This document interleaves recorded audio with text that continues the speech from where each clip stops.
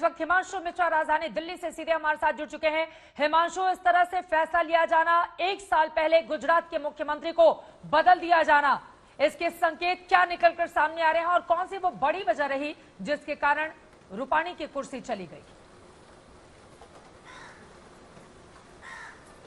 देखिए, बिल्कुल चित्रा, एक साल से ज्यादा का समय, लगभग 1.5 साल का समय मान सकते हैं हम गुजरात विधानसभा चुनाव में। लेकिन विजय रूपाणी को लेकर ये शुरू से कहा जाता था कि वो अकेले चलने के लिए हैं। आप याद कीजिए, जब 2017 के अंदर सरकार बनी थी और नई कैबिनेट बनाई गई थी तो उसमें डिप्टी सीएम नितिन पटेल नाराज हो गए थे क्योंकि उनको फाइनेंस मिनिस्टर नहीं बनाया गया था, उनको महत्वपूर्ण डिपार्टमेंट नहीं दिए गए थे। तब जो है वर्तमान में गृह मंत्री और उस वक्त के जो है बीजेपी के अध्यक्ष अमित शाह, उनको इंटरवीन करना पड़ा था, उनको नितिन गडकरी को मनाना पड़ा, नितिन पटेल को मनाना पड़ा था और उसके बाद ही जाके नितिन पटेल माने थे और उनको वित्त मंत्रालय का प्रभार दिया गया था। उनको महत्वपूर्ण और भी विभाग दिए गए थे, उनकी नाराजगी थी। अब क्योंकि विजय रूपाणी को लेकर, उनके कामकाज को लेकर कई बार जो है पार्टी के अंदर भी सवाल उठते रहे। केंद्रीय नेतृत्व उनके कामकाज से बहुत ज्यादा संतुष्ट नहीं था और प्रदेश की संगठन के साथ भी उनके मतभेद समय समय पर आते रहे हैं और कई मंत्रियों ने उनकी शिकायत लगातार जो है केंद्रीय नेतृत्व को की थी। अब पार्टी को यह फैसला लेना था क्योंकि 1 साल से थोड़ा सा ज्यादा का समय बचा हुआ है और इसीलिए पार्टी नेतृत्व ने यह फैसला लिया कि विजय रूपाणी की जगह नए मुख्यमंत्री का चुनाव होगा। अब देखना यह है कि अगले 3 से 4 दिन के अंदर कौन नए पर्यवेक्षक वहां पर जाएंगे और वहां पर विधायक दल की बैठक के अंदर नए नेता का चुनाव होगा। देखना यह होगा कि दिल्ली से कोई नेता वहां पर मुख्यमंत्री बना के भेजा जाएगा या वहां के विधायकों के अंदर ही जो है नया मुख्यमंत्री चुना जाएगा। लेकिन इतना जरूर है कि जो भी मुख्यमंत्री चुना जाएगा वो बहुत सोच समझकर पार्टी की तरफ से फैसला लिया जाएगा, क्योंकि 2017 के विधानसभा चुनाव में बीजेपी 99 सीटों पर आ गई थी और बीजेपी का परफॉर्मेंस इतना खराब कभी नहीं रहा था। सरकार वहां भले ही बनी, उसके बाद कुछ कांग्रेस के विधायकों ने पार्टी छोड़कर जो है बीजेपी में शामिल हुए और वहां पर बीजेपी की संख्या लगभग 106 विधायकों की हो चुकी है।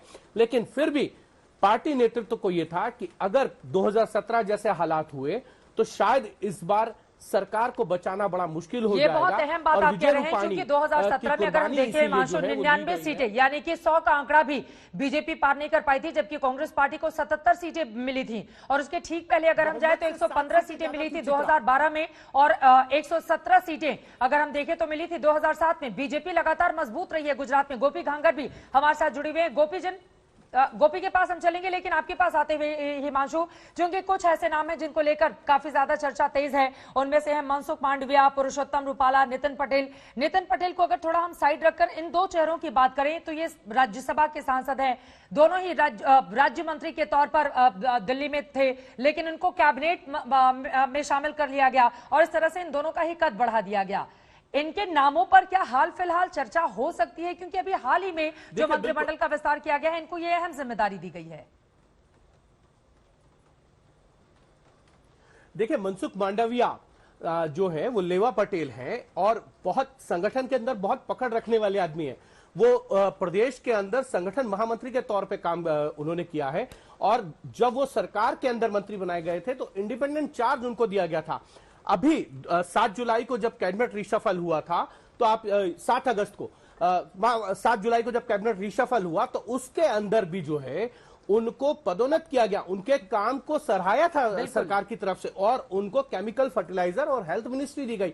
हेल्थ मिनिस्ट्री एक ऐसा सब्जेक्ट है इस वक्त जब कोविड चल रहा है, उसमें मैनेजमेंट और मनसुख मांडविया ने जो जिस तरीके से काम किया था फार्मास्यूटिकल कंपनीज के साथ मिलकर रेमडेसिविर के प्रोडक्शन को बढ़ाने के लिए या ब्लैक फंगस को लेकर, या ये कह सकते हैं कि जो वैक्सीन है उसकी भारत बायोटेक के साथ भी और सीरम इंस्टीट्यूट के साथ और बाहर की जो विदेशी कंपनियां हैं उनकी भारत के अंदर जो है उन्होंने बहुत ज्यादा काम किया जिससे प्रोडक्शन बढ़ सके और भारत वैक्सीनेशन ड्राइव को आज सबसे ज्यादा है। तो मनसुख मांडविया एक ऐसे चेहरे हो सकते हैं। पुरुषोत्तम रूपाला कड़वा पटेल हैं और वो प्रदेश अध्यक्ष रह चुके हैं। प्रधानमंत्री नरेंद्र मोदी के बहुत करीबी लोगों में शुमार होते थे जब प्रधानमंत्री नरेंद्र मोदी वहां के मुख्यमंत्री थे।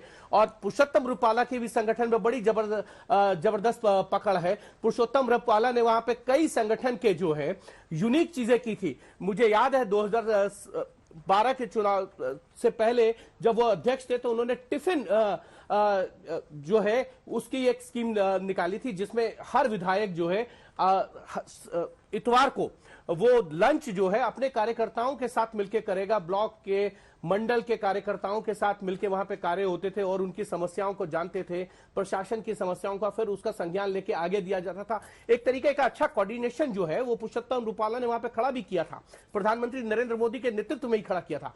तो ये दो नए चेहरे हैं। लेकिन नितिन पटेल बहुत लंबे समय से जो है वो विधायक है, बहुत कद्दावर नेता है। जब विजय रूपाणी को मुख्यमंत्री बनाने की बात चल रही थी 2016 के अंदर, तब भी ये था कि नितिन पटेल को बनाया जाएगा, लेकिन सरप्राइज नाम जो है विजय रूपाणी का सामने आया था। और याद कीजिए, नितिन पटेल ने जो है बहुत से इंटरव्यूज दे दिए थे कि पार्टी जो जिम्मेदारी देगी मैं निभा लूंगा। कई हम सब ने उनसे सवाल भी पूछे थे, कई एंकर्स ने पूछे थे कि आप मुख्यमंत्री बनने वाले, तो उन्होंने कहा जो जिम्मेदारी मिलेगी वो, मतलब ये मान के चला जा रहा था कि नितिन पटेल होंगे, लेकिन तब नहीं बन पाए थे।